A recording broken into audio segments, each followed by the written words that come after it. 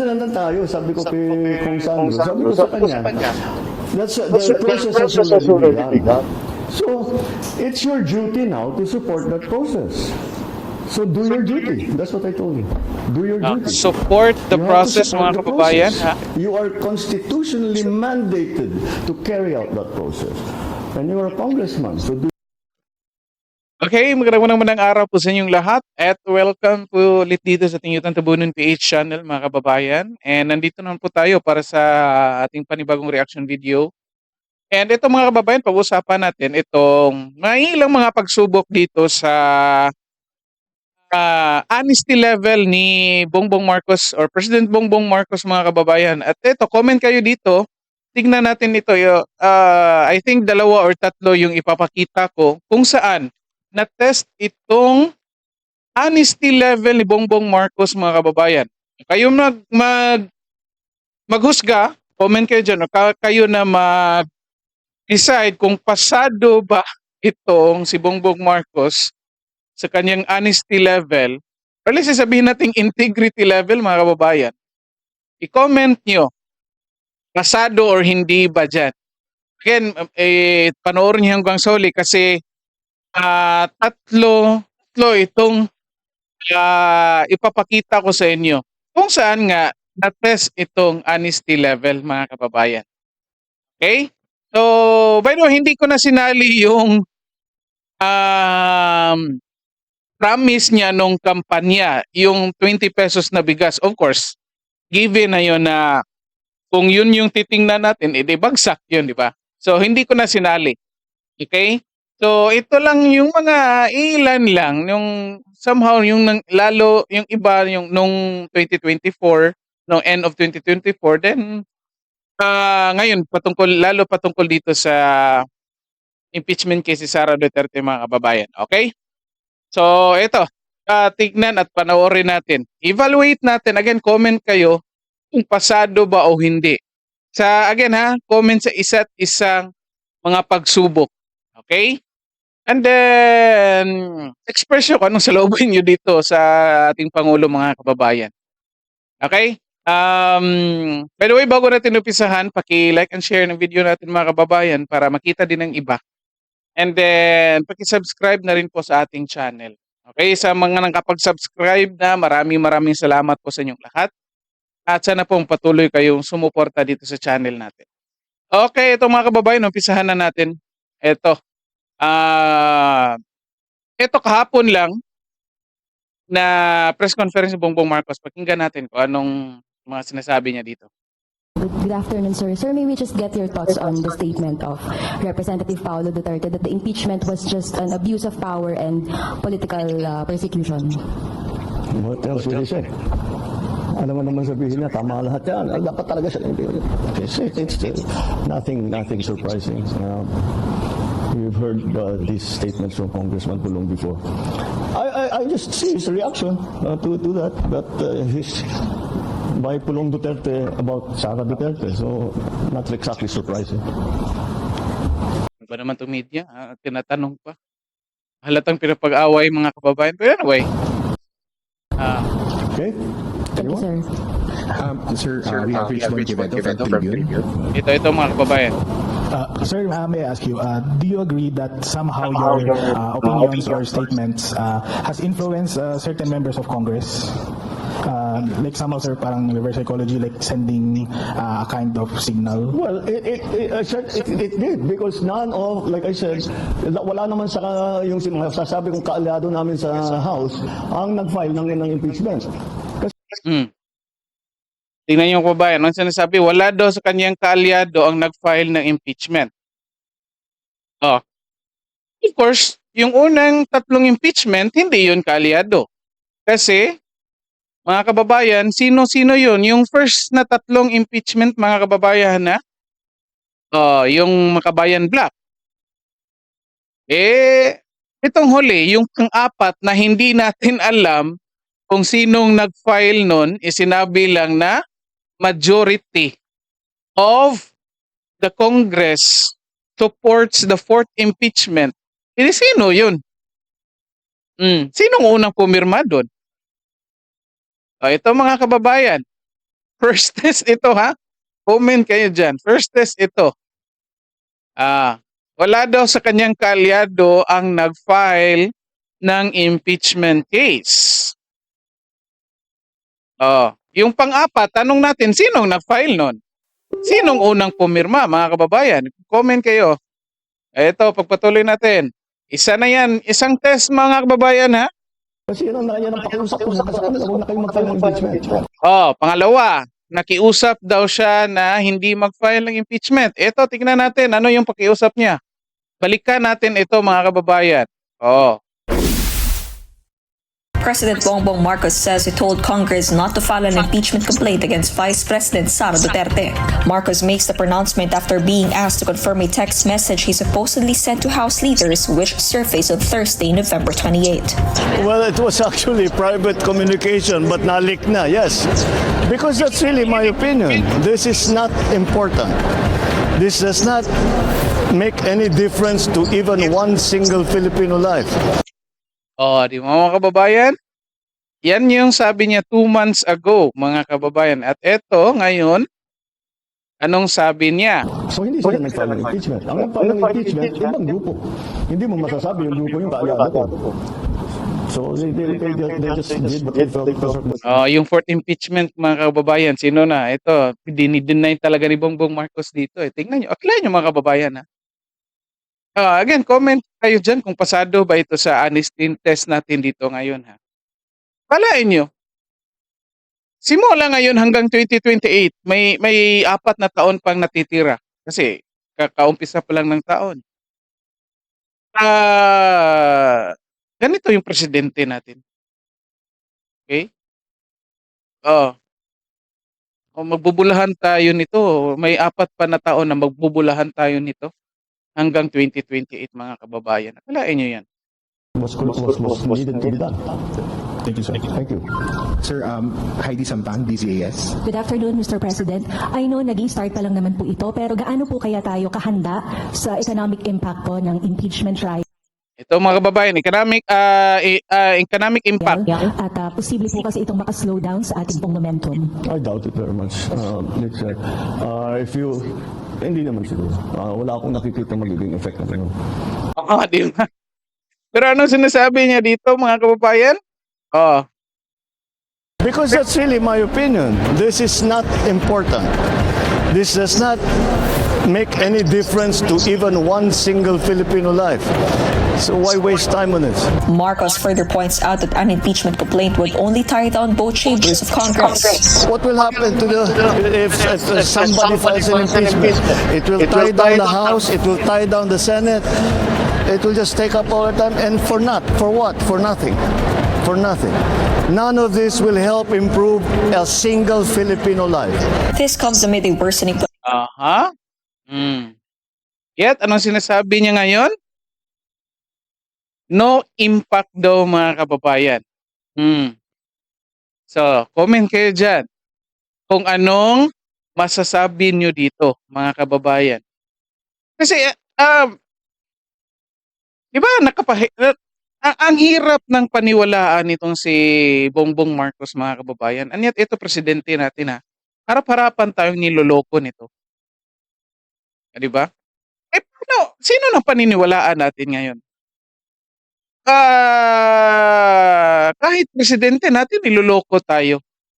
So much more yung nasa baba. Yung nasa Congress, yung nasa Senate, yung barangay captain natin. Kahit presidente, niloloko tayo, mga kababayan. Kalain nyo yan. 2 months ago, sinasabi mo, masacrifice yung ekonomiya kasi matatrap doon sa pagtakal ng impeachment yung Congress at ang Senate. Kanyat ngayon, kasi nga, nag-file na yung pang-4 na impeachment, kahit i-deny mo, alam natin na yung kalyado mo ang nag-file ng impeachment, anak mo nga unang pumirma, sinasabi mo na ngayon na walang impact yan. Nako.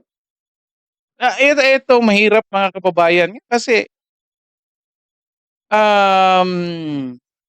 kahit alam niya Hindi ko lang, eto, nakikita mga kababayan na, dalawa. It could be na hindi niya kayang birahin itong or banatan itong si Martin Romualdez at ang mga Congress, kaya pinagtatakpan niya ito sa lahat ng mga kabulastugang ginagawa nila.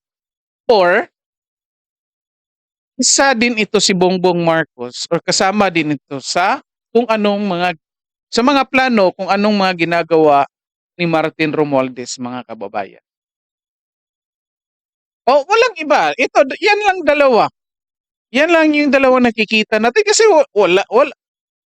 Kung alam mo na mali yung ginagawa ng House Speaker, mga kababayan, or ng Congress, pwede ka namang bumanat, di ba? Express mong sa loobin mo na mali yan. Kasi independent nga kayo, executive ka. Legislative yung Congress. Free ka naman bumanat. Hindi ka natatakot ka, baka hindi pagbigyan yung mga budget mo. Presidente ka. Di ba? You have all the powers. Power of the purse, nandun nga lang sa Congress. Kahit natatakot ka pa dyan, yan na yung nangyayari ngayon. Wala kang control nga sa budget eh. Kahit presidente ka, winalang hiya yung plano mo, yung budget na ni-request mo sa Congress. Kanit okay lang sa'yo. Di ba? Hinahayaan mo lang sila, kinukonsinti mo, wala kang bayag na bumanat dito. Yet, saan ka bumanat? Dito sa mga taong may concern sa bansa natin. O wag na natin sabihin may concern sa presidency mo. Binanatan mo yung mga taong nag-express ng kabahala doon sa posibleng mga corruption na mangyayari sa 2025 budget. At sa mga kabulastugang ginagawa ng pinsan mo at ng ibang kongresista. Sila yung binabanatan mo. Yung may mga ginagawang kabulastugan, okay lang sa'yo. Pinagtatakpan mo. Kalain niyo yung mga babayan. Again, mayroon pa tayong 4 years na ganito tayo, mga kababayan, with the president. Comment kayo dyan, patungkol dyan sa honesty test niya. Ito, pagpatuloy natin. Basta patuloy yung ang ating pinaplano, ating mga strategy tungkol sa investment, tungkol sa mga bagong structural changes na lagi kong pinag-uusapan. But yun lang naman ang tinitignan ng investor rin natin. So I don't think it will have any effect. Okay, thank you, sir. Yeah. Julie Aurelio, Inquirer. Good afternoon, sir. If I may recall your statement last year, prior to the filing of the impeachment complaints, you said that you didn't want impeachment complaints to be filed because it would only distract legislators from doing their jobs. It will not serve or benefit any Filipino. Given that, what's your guidance to Congress so that they won't be? I do not give guidance to Congress. But how do you solve the problem of not distracting them from their Again, job? you give me far too much credit that I can tell congressmen to do this and to do that. I cannot. I do not give guidance to Congress. We are independent of each other. Another test, mga kababayan. I don't give guidance daw to Congress. Yet, ano nangyari dito? Ano nangyari dito? Ano nangyari? If somebody files, Chambers of Congress. what will happen to if somebody files? Ano nangyari dito, mga kababayan? Inamin niya na, nasa na yun? If somebody files an impeachment, if somebody, Both chambers of Congress. what will happen to if somebody files an impeachment? It will tie. Sige na lang, mga kababayan. Nasa na yun yung parte na yun? Saan inamin niya dito eh? Dito pala. Well, it was actually private communication, but nalik na. Yes. Ano yung masasabi niya, mga kababayan? Hindi daw siya nagsasabi, wala daw siyang karapatan magsabi dito sa mga kongresista, mga kababayan. Yet, anong sabi niya dito? It was supposed to be a private message, mga kababayan. Comment kayo dyan. Kung pasado ba ito o bagsak dito sa honesty test natin, mga kababayan. Oh.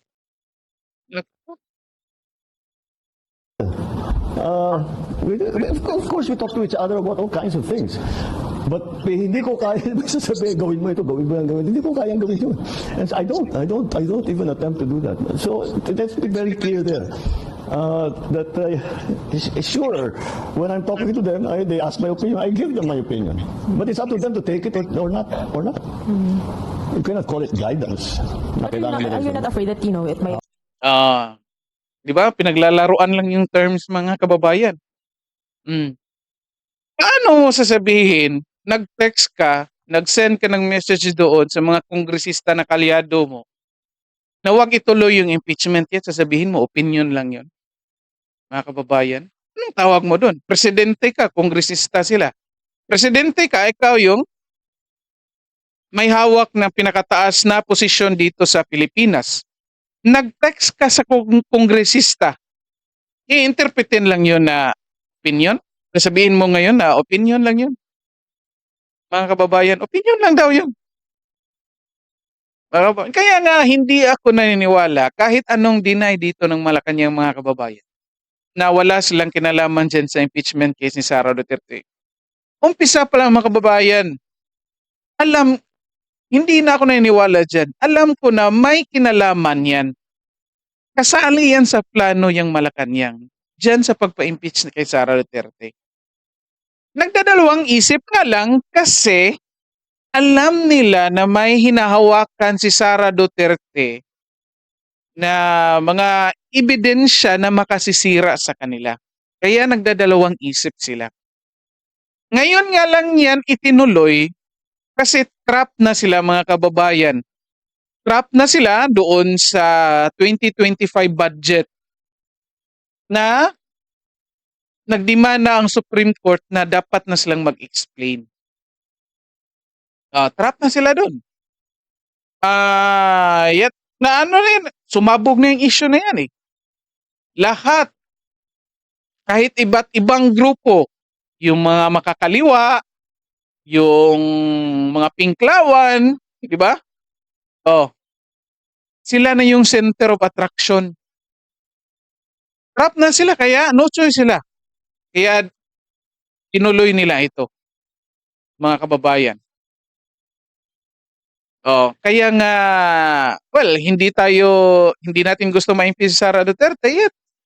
Parang okay na rin sa atin, mga kababayan, na ituloy ito. Kasi nga, sinabi ko doon sa isang video ko na somehow parang plano ito ni Digong na ituloy itong impeachment hindi para ma-impeach yung anak niya, hindi para matanggal yung anak niya na si Sara Duterte, yet para mailabas itong lahat ng mga hinahawakan ni Sara Duterte na mga ebidensya against dito sa mga Marcos, mga kababayan, o sa administration, lahat. Di ba? Ito, isang test pa, mga kababayan. Nagkailan na tayo? Hindi ko na napansin. I think nakadalawa or tatlo na tayo. Ito. A month ago ito, mga kababayan. Dito sa AFP militarization, mga kababayan, ito pakinggan natin. Anong sabi niya, anong promise niya dito sa AFP? Sa harap ng AFP ito, mga kababayan, ha?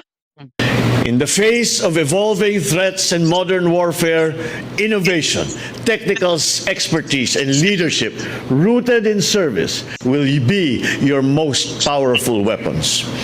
To all the members of the AFP, be assured that this administration remains committed to transforming our AFP into a world-class force that is a source of national pride and national security. Gagawin, palakpakan naman dyan, mga kababayan, kay ang ganda ng sinabi. Palakpakan. Ang ganda ng sinabi, di ba? Kasi nga, may script eh. Anong sabi niya? This administration is committed to make AFP world class mga kababayan. 'Di ba? Eto ngayon. Anong nangyari? Hmm. Jeff, ito ang hinahiyag ng hukbong senatahan matapos tuksesan ng 15 bilyong piso ang kanilang panukalang pondo para sa taong 2025 ayon kay AFP Vice Chief of Staff Lieutenant General Arthur Cordura. 'Di ba? Paano ka magiging world class mga kababayan? Yung budget mo for modernization itinapyasa ng 15 billion mga kababayan. Honesty test ito mga kababayan. Tinapyasa ng 15 billion yet wala kang ginagawa. Wala kang ginawa. As a president, 'di ba? Kahit sabihin natin na hindi naman trabaho ng pangulo na mag-approve ng budget, trabaho ng Congress. Yet kaninong kaalyado yung House Speaker mga kababayan? Kaninong kaalyado yung mga members ng Appropriations Committee mga kababayan? Hindi ba kay Bongbong Marcos yun? At sabihin natin, hindi siya makapag-demand. Yet as a president, papayag ka, 15 billion yung makukuha sa budget ng AFP modernization. Ang laki nun mga kababayan, ang daming pwedeng gawin nun. Kaya nga binubuli tayo ngayon mga kababayan ng China or lalo tayong binubuli ngayon ng China kasi alam nila na ang Pangulo natin o ang administration ngayon mga kababayan, walang pakialam sa defense natin. Nakikita nila na hindi tayo nag-i-improve sa national defense natin mga kababayan. Kaya yung China, kampanteng-kampante na binubuli tayo. Pinapalibutan na tayo na wala lang. Hindi lang sila nandoon sa West Philippine Sea mga kababayan. Pumunta na sila sa ibang lugar ng bansa natin. I think alam nating lahat yan. Kasi nga, eto. Walang magawang Pangulo eh. Or walang ginagawang Pangulo. Eto, sinasabi niya.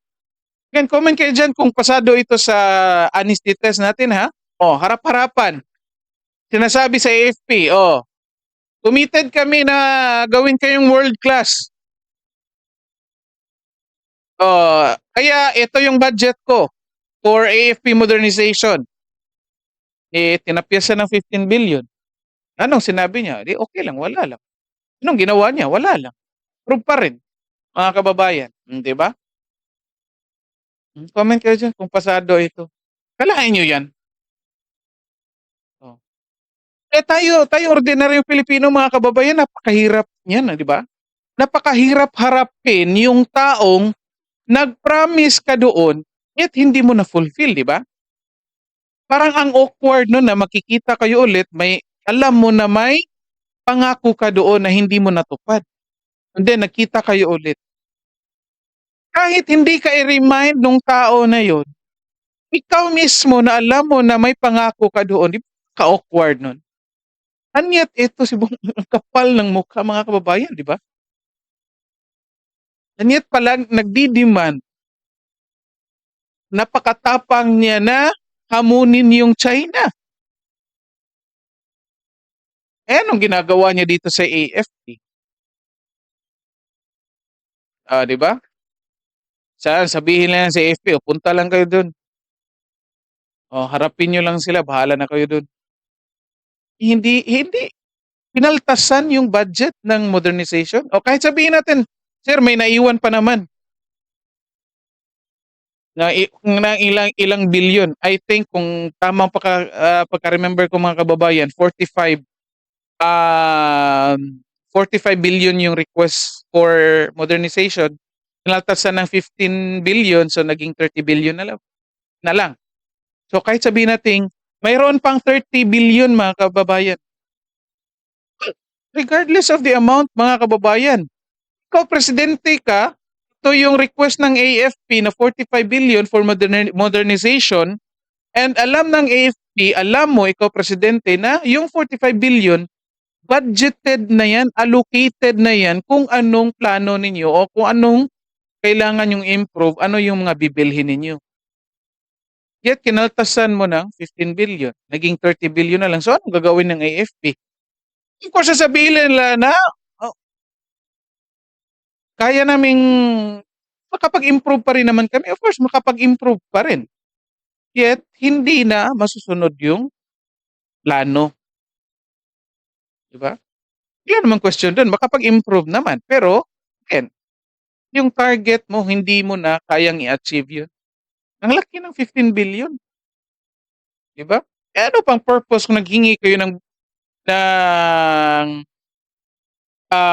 recommended budget or plano namin? Kami kung ako ay AFP. Ako yung chief AFP. Bakit ako nag-request sa amin? Ito lang naman gawin ninyo. Diba? Pangilan na ito mga kababayan ng honesty test ni Bongbong Marcos. Hindi ko na. I think pang-apat na. Ito last. Tingnan natin. Ito. Pakinggan ninyo. Pansin na unang pumirma sa endorsement ng anak ninyo. Did he seek your advice on this and what did you tell him? Of course, he did. And I said, it was very simple, but I told him. And he said, you know, mukhang magpipirmahan na.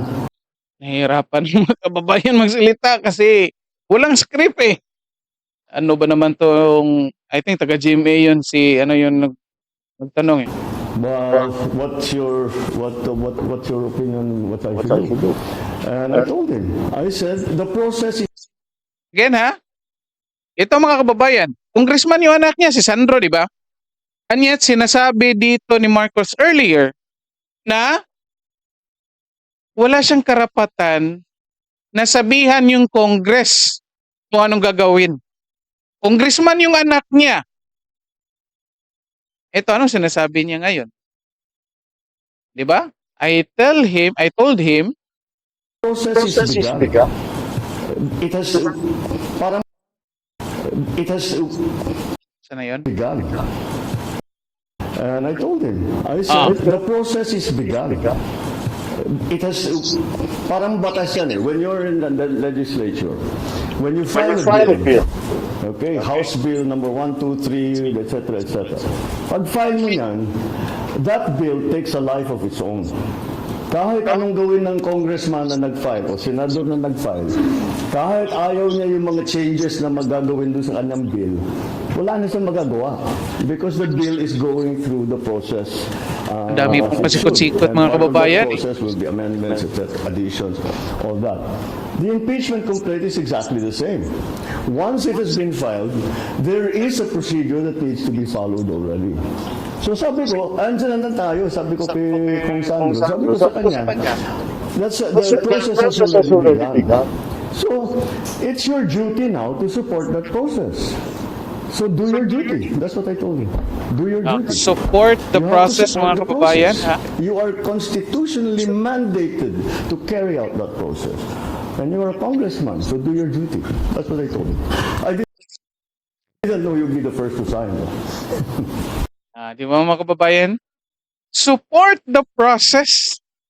Di ba? Dito lumabas na sa bibig ni Bongbong Marcos, mga kababayan.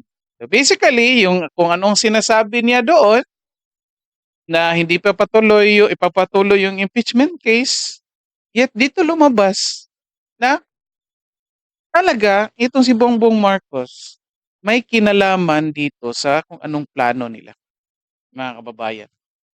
Kahit anong deny lang, hindi kalyado yung mga nag-file. Again, yung sinuportahan nga, yung pang-apat na impeachment case na ang mga nag-file, yung mga kaalyado niya.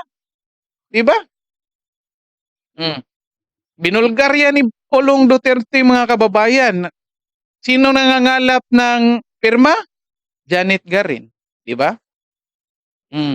Comment kayo dyan sa honesty test dito. Kung pasado ba o hindi, mga kababayan. Again, mayroon pa tayong 4 na taon mga kababayan na makikipagbulahan tayo dito kay President Bongbong Marcos mga kababayan. Nakalain nyo yan, 4 na taon pa tayong magsasakripisyo ng ganito mga kababayan, na kung saan hindi natin alam kung anong paniniwalaan natin dito sa mga sinasabi ng ating Pangulo. Mga kababayan, again, Pangulo natin ito ha. And yet, ito yung mga paninindigan niya, mga kababayan. Oh. Kaya sabihin na, nandyan na yan. Nandyan na yung impeachment case. Again, sinabi niya, suportahan nyo yan. Instead, kung talagang neutral ka dyan, sabihin natin neutral. Kung talagang neutral ka dyan, do you think yun yung term na gagamiton mo na suportahan? O, di ba? Instead, sabihin mo, nandyan na yan, gawin yung trabaho nyo, tackle nyo yan, discuss nyo yan. Evaluate nyo yan properly. O, di ba? Yet, anong sabi? Suportahan nyo yan. Ito kasing issue dito sa impeachment case, mga kababayan. Kasi, last December, diba, kung natatandaan ninyo, first week of December, may 3 nag-file ng impeachment case. Ito yung issue. Ang daming nagsabing abogado nito mga kababayan na hindi ako abogado yet. Ito yung sinasabi nila na issue doon sa process ng impeachment. Kasi may 3 nag-file ng impeachment last December. Nasa rules nila mga kababayan na by the time ma-receive ng Secretary General yung confirmed or verified na impeachment complaint mga kababayan, immediately, again, may term doon na immediately mga kababayan doon sa rules nila. Comment kayo dyan. Correct me if I'm wrong, comment kayo dyan kung wala. But I think meron. May sinabi doon na immediately transmit the complaint to the Office of the House of Representatives. Anong ginawa? Naka-standby doon ng 2 buwan sa Secretary General, mga kababayan. Naka-standby doon yung 3, yung 3. Hindi pinansin. Yan yung unang problema, mga kababayan. Kasi nga, kung nag-follow talaga sila sa rules, mga kababayan, by the time na receive ng Secretary General noong first week of December, na-transmit na yan doon kay House Speaker. And then, for how many sessions, na-transmit na din yan sa Committee on Justice, mga kababayan. Diba? Iyan yung problema. Kasi kanilang rules, hindi sila sumunod. Anong nangyari ngayon? On the last day of their session, nung Wednesday, mga kababayan, nung umaga, nag-meeting sila, yung ibang kalyado karamihan sa kalyado ng mga Duterte, hindi sinabihan. And then suddenly, may lumabas na impeachment case, mga kababayan. Hindi natin alam kung sinong mga nag-file. Ang sinabi lang, 153 ang nag-recommend na mga kongresista, mga kababayan. O, di ba? 153. Sinasabi ni Bongbong Marcos, hindi raw niya kaalyado. Yung unang pumirma, anak niya, mga kababayan. Yan yung issue dito. Kasi, kung nag-follow sila doon sa rules talaga na kung saan immediately na transfer yung 3 impeachment case, yung pang-4 hindi na dapat yung tanggapin, mga kababayan. Again, hindi tayo natatakot dito sa impeachment case si Sara Duterte, mga kababayan, na dinidiscuss lang natin yung itong mga posibleng issue or magiging issue dito sa proseso ng impeachment case. Yan yung sinasabi natin. Kasi ang daming denials dito, mga kababayan. Di ba? Kaya nga ina-identify natin itong honesty test dito ni Bongbong Marcos. Yet unfortunately, para sa akin mga kababayan, ito na magsabi na ako ng evaluation ko, ito bagsak eh. Kaya nga ako, hindi na ako naniwala kung ano sinasabi dito ni Bongbong Marcos, lalo na kapag may script mga kababayan ako. Mas makikinig ako dito kay Bongbong Marcos kapag walang script mga kababayan. Kasi lalabas at lalabas yung katotohanan. Katulad nito ngayon.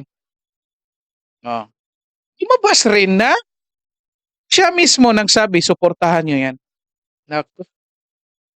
Anyway, so dito na lang po muna tayo mga kababayan.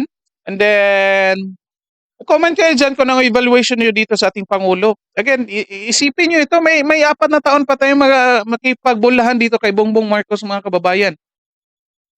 May 4 na taon pa tayo dito. Kalain nyo yan. Anong mangyayari sa bansa natin kung ganitong klaseng Pangulo meron tayo, mga kababayan. Anyway, again, comment kayo dyan kung pasado o bagsak ba. And then, pakishare yung video natin and like na rin para makita din ng iba. Then, yung request ko sa inyo or pakisuyo ko sa inyo mga kababayan na kung pwede, pakisubscribe sa channel natin. Okay? So maraming salamat sa lahat at magandang araw sa inyo.